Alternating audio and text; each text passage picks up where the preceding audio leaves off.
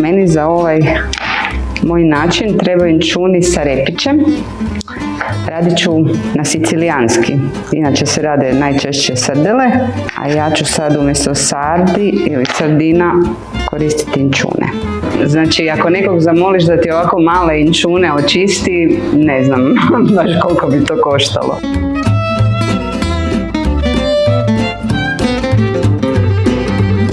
Neću ih puno soliti, samo malo, zato što je nadjev s kojim ću ih napuniti dosta slan, pa onda treba biti oprezan. Ovdje ima malo grožđica, možda zvuči čudno sa ribom, ali to je ovaj morlački utjecaj, znači Sjeverne Afrike.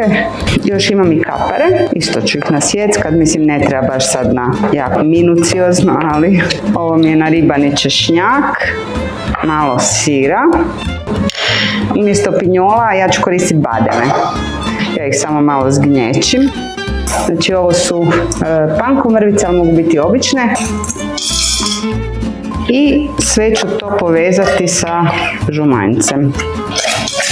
I sad to treba dobro promiješati.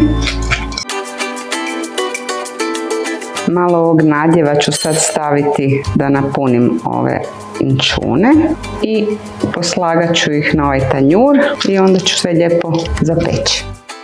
To je zapravo imitacija jela pekafico, to je inače ptičica koju su bogataši na Siciliji nekad lovili i jeli kao delikatesu, a s obzirom da ljudi manje imućni nisu si mogli priuštiti tu ptičicu, onda su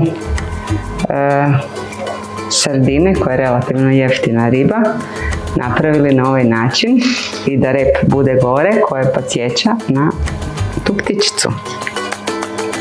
Maslinovo ulje i još ću malo posipati mrvica po njima.